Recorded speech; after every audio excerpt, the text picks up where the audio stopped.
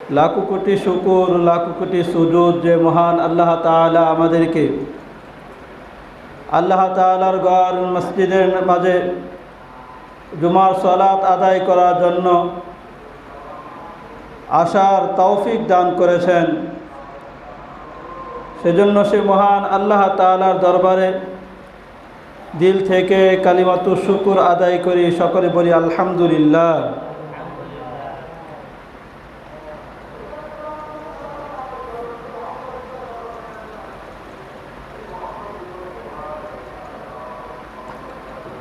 গত সপ্তাহে আমরা সূরা আনআম এর 151 নম্বর আয়াতে কারিমার থেকে কিছুটা আলোচনা আমরা শুনতেছিলাম। মহান আল্লাহ তাআলা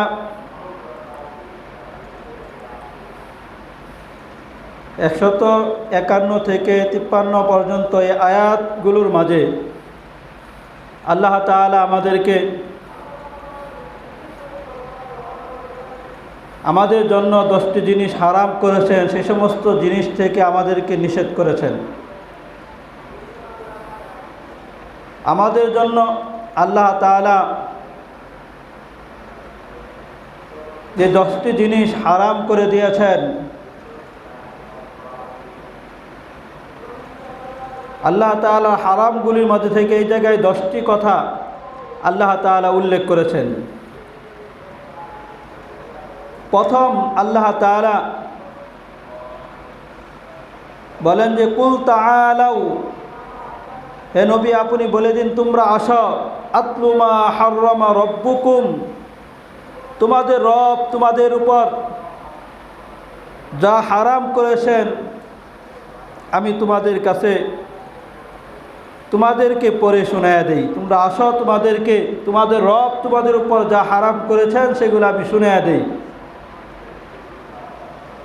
প্রথম 1 নাম্বার হলো আল্লাহ তুশরিকু বিহি শাইআ,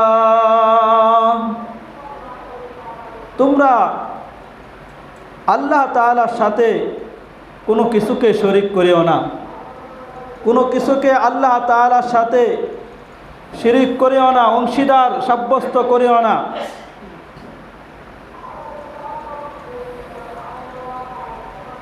আল্লাহ তাআলার যে সমস্ত জিনিস আল্লাহ তাআলার বৈশিষ্ট্য, একমাত্র আল্লাহ তাআলারই গুণাবলী, সে সমস্ত বৈশিষ্ট্যগুলাকে অন্য কারো জন্য সাব্যস্ত করা, অন্য কারোর জন্য সে সমস্ত গুণকে সাব্যস্ত করা, এটা হলো শিরিক।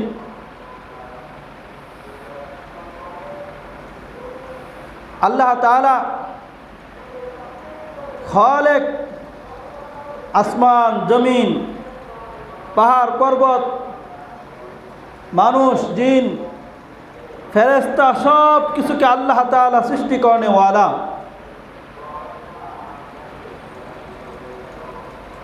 আল্লাহ তাআলা খালেক, আল্লাহ তাআলা সৃষ্টি করেনেওয়ালা।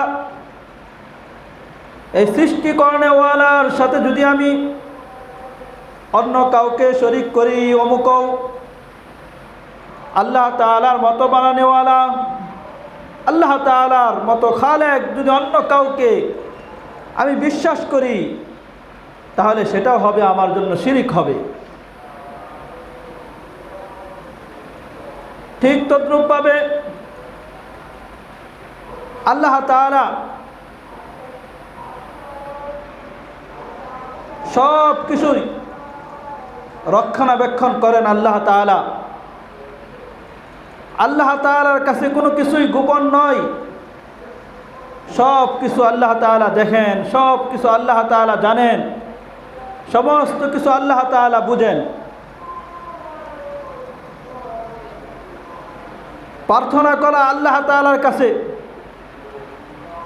ইবাদত করা একমাত্র আল্লাহ তাআলার জন্য, সেজদা করা একমাত্র আল্লাহ তাআলার জন্য সেজদা করা, চাওয়া একমাত্র আল্লাহ তাআলার জন্য চাওয়া, যে এগুলা আল্লাহ তাআলার জন্যই হবে। সেজদা একমাত্র কার জন্য হবে? আল্লাহ তাআলার জন্য হবে।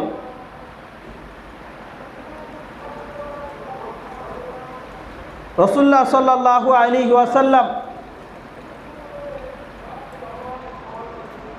কবর জিয়ারত করা এটা একটা জিনিস রাসূল সাল্লাল্লাহু আলাইহি সাল্লাম প্রথম দিকে কবর জিয়ারত করতে নিষেধ করেছিলেন। এজন্য যে প্রথম যারা মুসলমান হচ্ছিল তাদের ঈমান এবং তাওহীদ এতটা মজবুত ছিল না, যাতে করে তারা কবর জিয়ারত করতে গিয়ে তারা আল্লাহ তাআলার সাথে কাউকে শিরিক না করে ফেলে। তাই রাসূলুল্লাহ সাল্লাল্লাহু আলাইহি ওয়াসাল্লাম প্রথম দিকে কবর জিয়ারতকে নিষেধ করেছিলেন।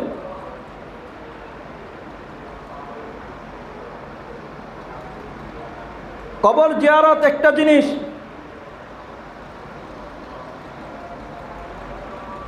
আর হলো সেই কবরকে সেজদা করা, সেই কবরের কাছে প্রার্থনা করা, এটাই আরেকটা জিনিস। সুনানে ইবনে মাজাহ 1571 নম্বর আয়াতে হাদিসের মধ্যে এসেছে, ইবনে মাসউদ রাদিয়াল্লাহু তাআলা আনহু থেকে বর্ণিত, তিনি বলেন আন্না রাসূলুল্লাহি সাল্লাল্লাহু আলাইহি ওয়াসাল্লাম قال, রাসূলুল্লাহ সাল্লাল্লাহু আলাইহি ওয়াসাল্লাম বলেছেন, কুনতু নাহাইতুকুম আন জিয়ারাতিল কুবুর, আমি তোমাদেরকে কবর জিয়ারত করতে আমি তোমাদেরকে নিষেধ করেছিলাম। কবর জিয়ারত করতে আমি তোমাদেরকে নিষেধ করেছিলাম, কারণ ওই সময় তোমরা নতুন নতুন মুসলমান হচ্ছ, তোমাদেরকে কবর জিয়ারতের অনুমতি দিলে তোমরা সেই কবরকে জিয়ারত, তার কাছে কবর যে আসে তাকে তার জন্য ক্ষমা চাওয়া, তার আফিয়াতের জন্য দোয়া করা, এটা তো একটা জিনিস। আরেক হলো তার কাছে চাওয়া, তার জন্য সেজদা করা, এটা আরেকটা জিনিস। এটা হলো শিরিক। শিরিক এটা আকবরুল কাবাইর, সমস্ত কবিরা গুনার মধ্যে সবচেয়ে বড় গুনাহ হলো এটা, শিরিক করা।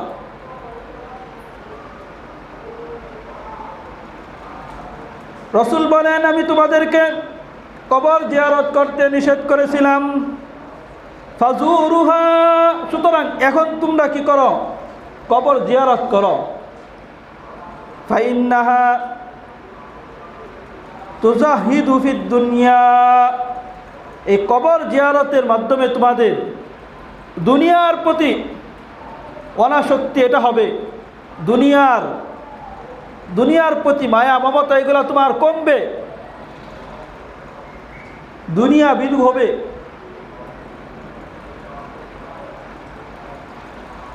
ওয়াতুযাক্কিরুল আখিরাতা, আর এই কবর জিয়ারতের মাধ্যমে এই কবর জিয়ারত তোমাদেরকে আখিরাতের কথাকে স্মরণ করাইয়া দিবে।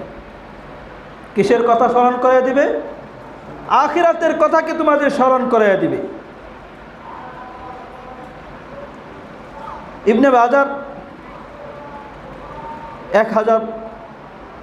1572 নম্বর হাদিসের মধ্যে এসেছে, আবু হুরায়রা রাদিয়াল্লাহু তাআলা আনহু থেকে বর্ণিত, রাসূলুল্লাহ সাল্লাল্লাহু আলাইহি ওয়াসাল্লাম সাহাবায়ে কেরামদেরকে নিয়ে রাসূলুল্লাহ সাল্লাল্লাহু আলাইহি ওয়াসাল্লাম তার মার কবর জিয়ারত করলেন। তিনিও কাঁদলেন, সাহাবায়ে কেরামদেরকেও কাঁদালেন। তারপরে রাসূল সাল্লাল্লাহু আলাইহি ওয়াসাল্লাম বললেন, তোমরা কবর জিয়ারত করো, ফাইন্নাহা তুযাক্কিরুকুমুল মাউত, এই কবর জিয়ারত তোমাদেরকে মৃত্যুর কথাকে স্মরণ করাইয়া দিবে। কিসের কথা স্মরণ করাইয়া দিবে? মৃত্যুর কথাকে তোমাদেরকে স্মরণ করাইয়া দিবে। রাসূলুল্লাহ সাল্লাল্লাহু আলাইহি ওয়াসাল্লাম কবর জিয়ারত করা, কবরে যাবে, তাদের জন্য দোয়া করবে, মাগফিরাতের দোয়া করবে, তাদের জন্য দোয়া করবে, যারা জীবিত তাদের ক্ষমার জন্য দোয়া করবে, তাদের আফিয়াতের জন্য দোয়া করবে, জীবিত যারা তাদের আফিয়াতের জন্য দোয়া করবে। এটার অনুমতি তো রাসূলুল্লাহ সাল্লাল্লাহু আলাইহি ওয়াসাল্লাম দিয়েছেন। সেই কবর কিভাবে জিয়ারত করবে রাসূল সাল্লাল্লাহু আলাইহি ওয়াসাল্লাম আমাদেরকে কিভাবে শিখিয়েছেন, হাদিস থেকে শুনি। ইবনে মাজার 1547 নম্বর হাদিস, বুরাইদা রাদিয়াল্লাহু তাআলা আনহু তিনি বলেন, কানা রাসূলুল্লাহ সাল্লাল্লাহু আলাইহি ওয়াসাল্লাম ইউআল্লিমুহুম ইযা খারাজু ইলাল মাকাবিরি কানা কাইলুহুম ইয়াকুলু আসসালামু আলাইকুম আসসালামু আলাইকুম আহলুদ দিয়ারি মিনাল মুমিনিনা ওয়াল মুসলিমিন। রাসূলুল্লাহ সাল্লাল্লাহু আলাইহি ওয়াসাল্লাম আবু বুরাইদা রাদিয়াল্লাহু তাআলা আনহু তিনি বলেন, রাসূলুল্লাহ সাল্লাল্লাহু আলাইহি ওয়াসাল্লাম আমাদেরকে, আমরা কবরের মাঝে যেতাম, রাসূল সাল্লাল্লাহু আলাইহি ওয়াসাল্লাম আমাদেরকে কবর জিয়ারত করা, কিভাবে কবর জিয়ারত করবে এটা শিক্ষা দিতেন। যখন আমরা কবরে যেতাম তখন আমাদেরকে কবর কিভাবে জিয়ারত করবে এটা শিক্ষা দিতেন। তিনি কবরের কাছে গিয়ে বলতেন, আসসালামু আলাইকুম আহলাদ দিয়ার, আহলুদ দিয়ার, আসসালামু আলাইকুম, হে কবরবাসী, মুমিন মুসলমান, হে কবরবাসী, তোমাদের উপর শান্তি বর্ষিত হোক। তারপরে বলতেন, ওয়া ইন্না ইনশাআল্লাহু বিকুম লাহিকুন, আমরাও ইনশাআল্লাহ আমরাও তোমাদের সাথে মিলিত হব, আমরাও তোমাদের সাথে মিলিত হব। যারা কবরবাসী আছে তাদের সাথে আমাদের মিলিত হতে হবে কিনা, যদি বলেন হবে কিনা? সকলকে সেই কবরবাসীর সাথে মিলিত হতেই হবে। আমি দিলে বিশ্বাস করি আর না করি, আমি মন দ্বারা বুঝি আর না বুঝি, আমি যেতে চাই বা না চাই, সর্ব অবস্থায় আমাকে সেই কবরবাসীদের সাথে মিলিত হতেই হবে।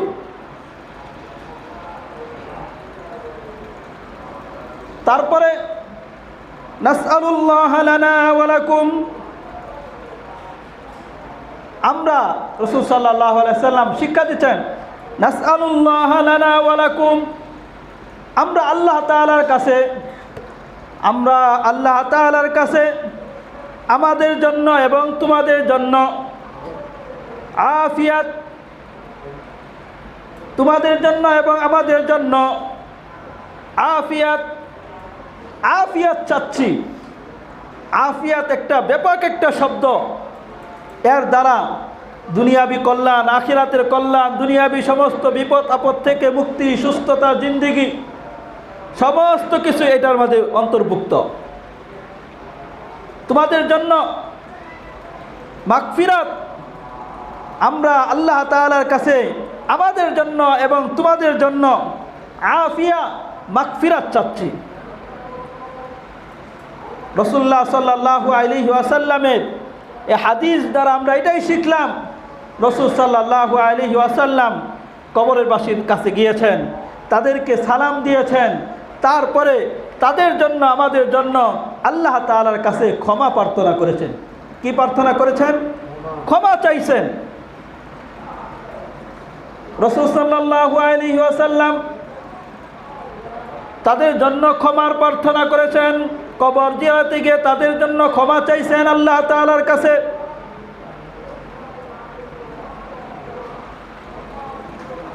এখন তো সেই কবরকে কোনো বুজুর্গ, কোনো আল্লাহওয়ালা, সেই তার কবরকে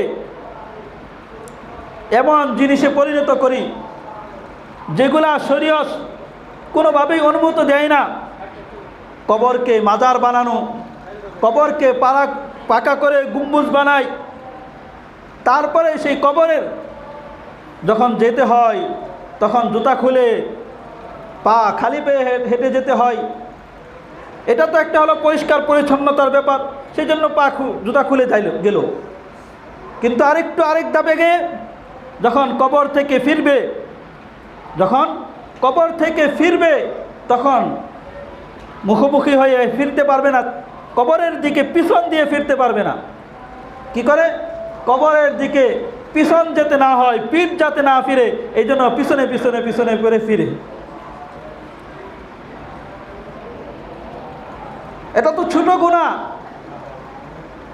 কিন্তু এর চাইতে আরো বড় গুনাহ যেটা করে, মাজারের মাঝে গিয়ে, সেই জায়গায় গিয়ে কবরের সামনে মাথাকে নত করে, কবরের সামনে সেজদায় পড়ে যায়, কপালকে মাটিতে ঠেকায়ে কবরকে সামনে রেখে সেজদা করে। সেজদা করা এটা একটা ইবাদত। এটা একটা কি? জোরে বলেন, এটা একটা কি? ইবাদত। সেজদা করে এটা কি? ইবাদত। এটা কার জন্য হবে? কার জন্য হবে? আল্লাহর জন্য হবে। এই সেজদা যদি আমার কোনো কবরবাসীর জন্য হয়, কোনো বুজুর্গ ওলি আল্লাহ তার জন্য হয়, এমনকি আমার বাবা মাকেও যদি সেজদা করি, এমনকি নবীকেও যদি সেজদা করি, সেটা হবে শিরিক। সেটা কি হবে? শিরিক হবে। আল্লাহ তাআলার সাথে অংশীদার সাব্যস্ত করা হবে। আর সেই কবরের মাঝে গিয়ে সেজদা করে ততটুকুই ক্ষান্ত হয় না, কবরের মাঝে গিয়ে সেজদার মাঝে গিয়ে সেই কবরওয়ালার কাছে চাইতে থাকে, হাত উঠিয়ে চাইতে থাকে, কবরবাসী যে আছে তার কাছে চাই, আমাকে বিপদ থেকে মুক্ত করেন, আমাকে মুসিবত থেকে মুক্ত করেন, আমার সন্তান হয় না, সন্তান দেন। এগুলার ক্ষমতা কে রাখেন? একমাত্র কে রাখেন? জুড়ে বলেন, আল্লাহ তাআলা রাখেন। এই সবগুলাই সেই মাজারে গিয়ে, আমাদের দেশগুলার মাঝে যে সমস্ত মাজার আছে, প্রায় সবগুলা মাজারের মাঝে একই অবস্থা। শিরিকের কারখানা এগুলা। হয় সেজদা করতেছে কবরের মাঝে গিয়ে, না হয় সেই কবরবাসীর কাছে দোয়া করে প্রার্থনা করতেছে, না হয় সেই কবরবাসীকে টাকা দিচ্ছে। বিভিন্ন শিরিক, ওই শিরিকের কাজগুলাই এই জায়গায় হয়। আর বিভিন্ন ধরনের গুনাহের পরিবেশ তো আছেই। ছেলে মেয়ে অবাধে চলাফেরা করা, আরো বিভিন্ন নেশাদাবক দ্রব্যগুলা পান করা, ইবাদতের নামে, জিকিরের নামে বিভিন্ন তামাশা করে, এই সমস্ত সবগুলা থেকে, শিরিক থেকে আল্লাহ তাআলা আমাদের সকলকে, আমাদের সমাজকে, সকলকেই বাঁচার তৌফিক দান করে। সকলে বলে আমিন।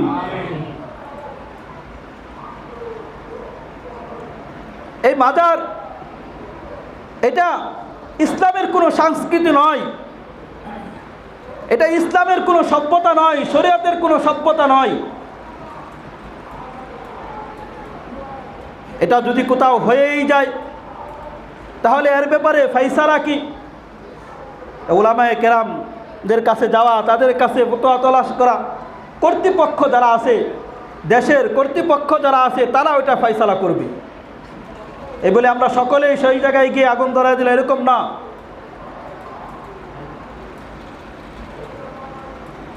কোথাও তো আমরা 50 বছর আগে বা আরও কিছু আমরা অনেক জায়গায় শুনেছি, দেখা গেছে ঢাকার মাঝে এক হলো এক জায়গায় মাজার, আরেক জায়গায় হলো মসজিদ। রাস্তা প্রশস্ত করার প্রয়োজন, রাস্তা প্রশস্ত করার প্রয়োজন। এখন মসজিদকে শহীদ করে সেই জায়গা দিয়ে রাস্তা নিয়ে যায়, হয়েছে মসজিদকে স্থানান্তর করেছে। আসলে মসজিদ স্থানান্তর করা যাবে কিনা, মসজিদ এক জায়গা থেকে আরেক জায়গা সরানো যাবে কিনা, আর কবর যেই জায়গায় মাজার হয়েছে সেটা যখন পুরাতন হয়ে যাবে, মাটির সাথে মিশে যাবে, দীর্ঘদিন হয়ে যাবে, সেই কবর যদি মালিকানাধীন হয়, অক্ষত না হয়, তাহলে ওই কবরের মাঝে বাড়িঘরও করতে পারে, ওই কবরের মাঝে যা ইচ্ছা তাই সে করতে পারে। কিন্তু মসজিদ যেটা এক জায়গায় মসজিদ হয়ে যায় সেইটা কিয়ামত পর্যন্ত মসজিদই থাকে, নিচ থেকে নিয়ে আসমান পর্যন্ত এটা মসজিদ হিসাবেই ধর্তব্য হয়। না জানার কারণে কোনটা বিধান আমাদের উপর, সেটা না জানার কারণে এইভাবে করে, উল্টাটা করে। অনেক জায়গায় এরকম দেখা যায় রাস্তার ম্যাপ হয়েছে, ম্যাপ কোথায় পড়ছে? মসজিদের মধ্যে পড়ছে। বলে যে মসজিদে দিয়েই রাস্তা নিবে, মসজিদ আরেক জায়গায় সরাইয়া দিবে। কে এটা করা যায় না? রাস্তার ম্যাপ উল্টে নেওয়া যায় না, ঘুরে নেওয়া যায় না, মসজিদ মসজিদের জায়গায় থাক। কারণ মসজিদ যেটা মসজিদ হয়েছে ওটা মসজিদই থাকবে। আল্লাহ তাআলা আমাদেরকে বোঝার তৌফিক দান করে, সকলে বলে আমিন।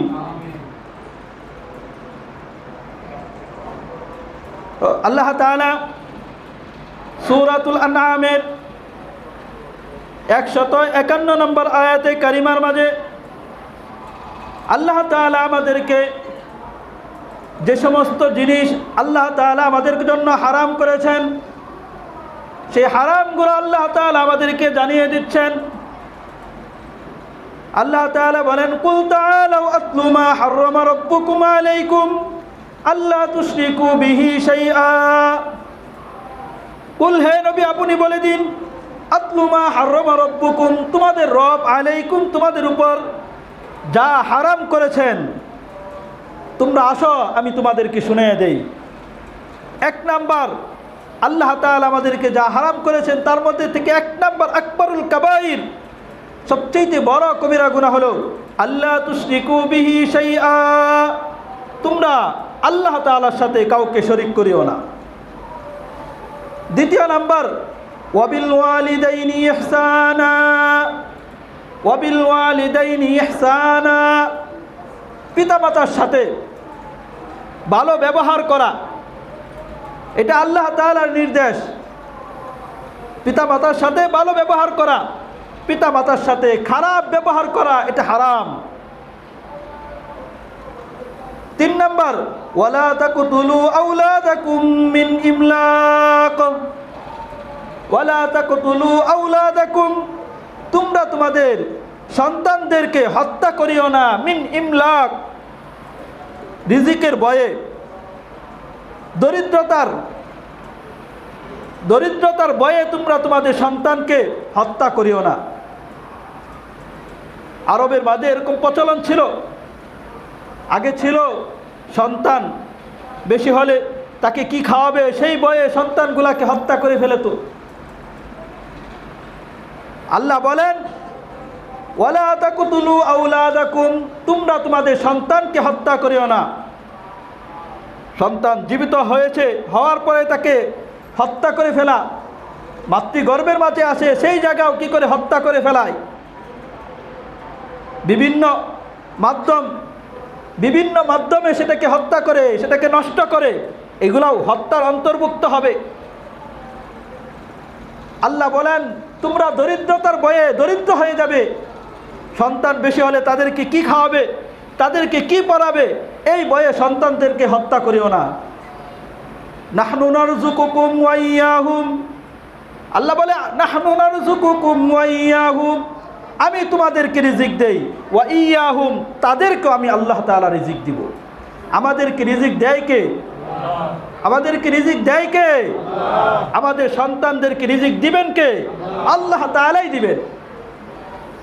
দেখবেন বাস্তবতা এটাই, কারো যদি একটা সন্তান থাকে, এই এক সন্তান যখন আছে তার উপার্জন যতটুকু আছে ওইটা দিয়ে চলতে থাকবে।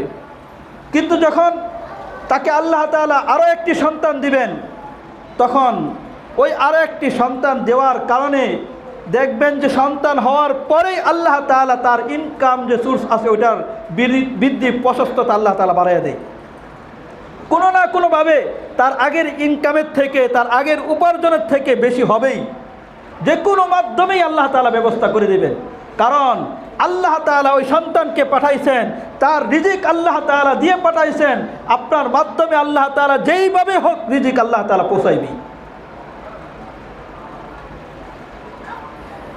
তাই আল্লাহ তাআলা বলতেছেন, আমি তোমাদেরকে রিজিক দেই এবং আমি তাদেরকেও আমি আল্লাহ তাআলা রিজিক দিব। ওয়ালা তাকরাবুল ফাওয়াহিশা, তোমরা অশ্লীল কাজ এর নিকটবর্তীও হইও না। মা যহারা মিনহা ওয়া মা বাতান, অশ্লীল কাজ প্রকাশ্যে হচ্ছে সেটার নিকটবর্তীও না, গোপনে সেটারও নিকটবর্তী হইও না। বেবিচার, অশ্লীলতা, যত অশ্লীলতা আছে, ফাওয়াহিশ এটা এমন একটা শব্দ যার মধ্যে সমস্ত অশ্লীলতা, জিনা করা, বেবিচার করা, মদ পান করা, উলঙ্গপনা, গান বাজনা, যত অশ্লীলতা আছে সমস্ত অশ্লীলতা এটার মাঝে অন্তর্ভুক্ত। আল্লাহ বলতেছেন ওয়ালা তাকরাবুল ফাওয়াহিশা মা যহারা মিনহা ওয়া মা বাতান, প্রকাশ্যে যে অশ্লীলতা হয়, গোপনে যে অশ্লীলতা হয়, কোনোটারই নিকটবর্তী হয় না। ওয়ালা তাকতুলুন নাফসাল্লাতী হারামাল্লাহ ইল্লা বিল হক ওয়ালা তাকতুলুন নাফসাল্লাতী হারামাল্লাহ, আল্লাহ তাআলা যেই ব্যক্তিকে আল্লাহ তাআলা সম্মানিত করেছেন, মর্যাদা দান করেছেন, তোমরা তাকে হত্যা করিও না। ইল্লা বিল হক, তবে হ্যাঁ ন্যায়সঙ্গত, আল্লাহ তাআলা কোনো ব্যক্তিকে আল্লাহ তাআলা তো মর্যাদা সম্পন্ন করেছেন, তোমরা তাকে হত্যা করিও না। কিন্তু সে যদি তার কর্মের কারণে, সে যদি তার কাজের কারণে তার মর্যাদাকে সে নষ্ট করে, যার কারণে আল্লাহ তাআলার পক্ষ থেকে ফায়সালা আসে, তাকে হত্যা করা হবে। সেই হত্যা আবার কে করবে?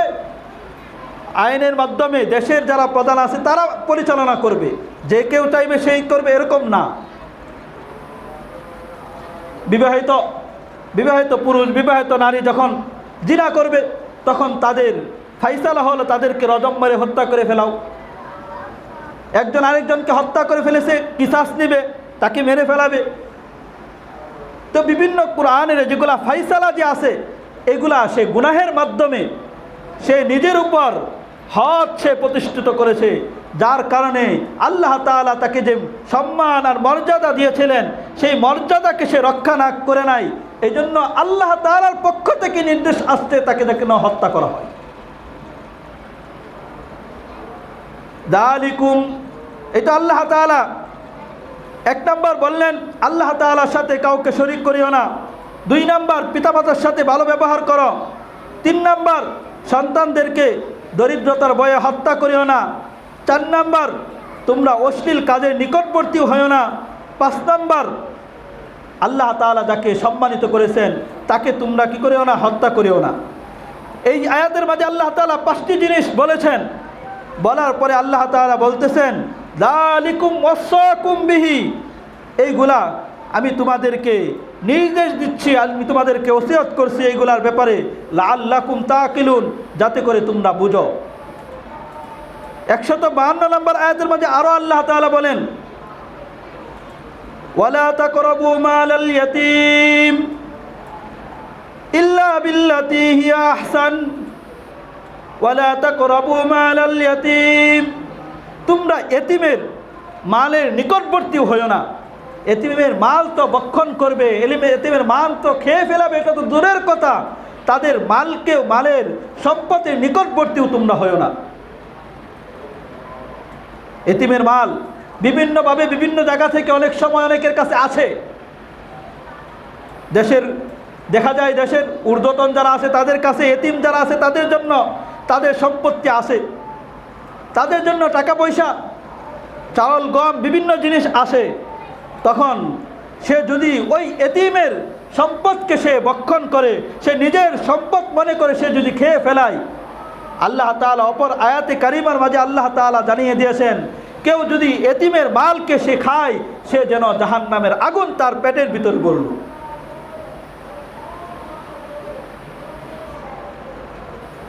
ওয়ালা তাকরাবু মালাল ইয়াতীম, তোমরা এতিমের সম্পদের নিকটবর্তী হইও না, ইল্লা বিল্লাতী হিয়া আহসান, তবে হ্যাঁ ভালোভাবে তাদের নিকটবর্তী হতে পারো। তার সম্পদ তোমার আয়ত্তে আসে, তোমার কাছে আছে, তুমি ওই সম্পদকে বিভিন্নভাবে কিভাবে বাড়ানো যায়, ব্যবসার মাধ্যমে হালাল পন্থায় কিভাবে বাড়ানো যায়, ওই সম্পদ কিভাবে রক্ষা করা যায়, সেই ব্যাপারে যদি তুমি চেষ্টা করো তাহলে কোনো সমস্যা নাই। হাত্তা ইয়াবলুগা আশুদ্দা, যতক্ষণ না পর্যন্ত ওই এতিম প্রাপ্তবয়স্ক হবে, প্রাপ্তবয়স্ক হলে তার সম্পদ তাকে বুঝিয়ে দিবে। 6 নাম্বার গেল। 7 নাম্বার, ওয়াউফুল কাইলা ওয়াল মিজানা বিল কিসত। ওয়াউফুল কাইল, মেপে দেই, পরিমাপ করে যে জিনিসটা তোমরা মেপে দাও, কোনো পাত্রর মাধ্যমে মেপে দেই, সেই জিনিসটা যে তোমরা মেপে দিচ্ছ, ওয়াল মিজান, ওজন করে তোমরা যে জিনিসটা মেপে দিচ্ছ, এই সবগুলার ওয়াউফুল কাইলা ওয়াল মিজান, পরিমাপ এবং ওজন করে পুরাপুরিভাবে মেপে দাও, বিল কিস্তি, ন্যায়সঙ্গতভাবে।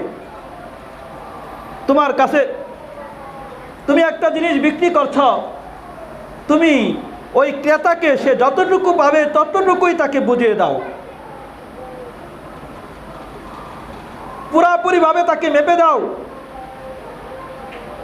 এটা আল্লাহ তাআলার নির্দেশ। পরিমাপের ক্ষেত্রে এখন তো ওজন করার পর দাড়িপাল্লা এগুলা খুব কম ব্যবহার করা হয়, ডিজিটাল মেশিনগুলো আমরা ব্যবহার করি। ব্যবহার করার ক্ষেত্রে আগে থেকেই দেখা যায় ওই মেশিনের উপরে একটা বুল রেখেছে, ওটাকে মাইনাস করে নাই।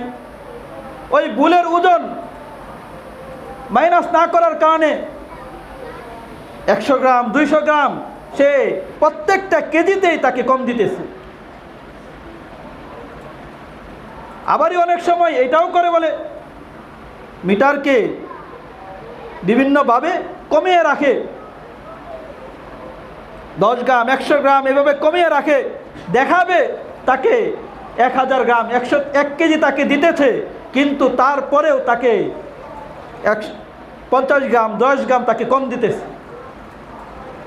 এইভাবে যে মানুষকে এইভাবে কম দিচ্ছেন, এটা আল্লাহ তাআলার নির্দেশ। তুমি পুরোপুরি মেপে দাও, আপনি সেই আল্লাহ তাআলার নির্দেশে সীমা লঙ্ঘন করলেন, আপনি হারাম কাজ করলেন। মেপে দেওয়ার ক্ষেত্রে পুরোপুরিভাবে মেপে দেওয়া, যে বিক্রি করছে সে তাকে তার অধিকার হলো আমি যেই জিনিসটা বিক্রি করছি ওটা পুরোপুরিভাবে 1 কেজি 2 কেজি যতটুকু নেবে তাকে পুরোপুরিভাবে পূর্ণ তাকে বুঝিয়ে দিব। আর যে কিনছে সে যখন টাকা বা অন্য যেই জিনিসের বিনিময়ে সে ক্রয় করছে, সেও টাকাটা পুরোপুরিভাবে 10 টাকার জিনিস কিনলে সে 10 টাকায় বুঝিয়ে দিবে। সে টাকা দেওয়ার ক্ষেত্রে তালবাহানা করবে, 1 টাকা 2 টাকা কম দিবে, বারবার মুলামুলি করবে, এরকম যেন না করে। অনেক সময় দর কষাকষি করে, দর কষাকষি করবে তো ঠিক আছে 1 বার 2 বার, কিন্তু এমনভাবে দর কষাকষি করে বিক্রেতা যে আছে সে অনেক বিরক্ত হয়ে যায়, এমন যেন না হয়। তা আল্লাহ তাআলা আমাদেরকে 7 নম্বর যেই নির্দেশটা আল্লাহ তাআলা দিলেন, ওয়াউফুল কাইলা ওয়াল মিজান, ওয়াউফুল কাইলা ওয়াল মিজান, তোমরা যখন মেপে দিবে, ওজন করে দিবে, পূর্ণভাবে মেপে দাও, ওজন করে দাও। এখন অনেক সময় আগে যখন দাড়িপাল্লা ছিল তখন মেপে দেওয়ার ক্ষেত্রে অনেক সময় 101 গ্রাম কম চলে গেল, এটা অল্প কম চলে গেছে, ধরতে পারে না, হালকা কম যেটা ধরাই যায় না এরকম কম চলে যায়, যেটা ধরাই যায় না এমন যদি হয়ে যায়, তুমি তো চেষ্টা করেছো পুরাপুরি দিতে, কিন্তু তারপরেও 1 গ্রাম এর থেকে আরও কম, যেটা বন্টন করে ভগ্নাংশই হয় না এমন কম চলে যায়, যেটা ভগ্নাংশই হয় না, দশমিকের পরে ভগ্নাংশের পরে ভগ্নাংশ, যেটা কি মাপাই যায় না, এমন যদি হয়, এরকম যদি কম চলেই যায়, তাহলে আল্লাহ তাআলা বলতেছেন লা নুকাল্লিফু নাফসান ইল্লা উসাহা। আল্লাহ তাআলা কোনো ব্যক্তির উপর সাধ্যের বাইরে এমন কিছু আল্লাহ তাআলা চাপিয়ে দেয় না। তুমি তো চেষ্টা করেছো, তারপরেও যদি হয়ে যায় এটাকে আল্লাহ তাআলা মাফ করবেন। ওয়াইদা কুলতুম ফাদিলু, 8 নম্বর আল্লাহ তাআলা বলেন ওয়াইদা কুলতুম ফাদিলু, যখন তোমরা কথা বলবে ন্যায়সঙ্গত কথা বলবে। ওয়ালাউ কানা যা কুরবা, যদিও তোমার নিকটতম আত্মীয় হয়, নিকটতম আত্মীয় হওয়ার কারণে, তার পক্ষ নেওয়ার কারণে যত মিথ্যা কথা বলার প্রয়োজন সব মিথ্যা কথা বলে। কিন্তু অপর কেউ হলে, তার পক্ষ হলে, ওই জায়গায় তাকে ফাঁসানোর জন্য যত মিথ্যা কথা বলা দরকার তত মিথ্যা কথা বলে। এমন নাই, যখন কথা বলবে তখন ন্যায়সঙ্গতভাবেই কথা বলতে হবে। আল্লাহ তাআলা আমাদের সকলকেই বোঝার এবং আমল করার তৌফিক দান করে, সকলে বলি আমিন। আল্লাহ তাআলা আমাদেরকে যে সমস্ত জিনিসগুলা নিষেধ করেছেন সে সমস্ত বিষয় থেকে আল্লাহ তাআলা আমাদের সকলকেই বেঁচে থাকার তৌফিক দান করে, সকলে বলি আমিন। ওয়া আখিরু দাওয়ানা আলহামদুলিল্লাহি রাব্বিল আলামিন ওয়া মা আলাইনা ইল্লাল বালাগ। যারা সুন্নত পড়ে নাই কবলা জুমা চাটাকে সুন্নত পড়ে নিই।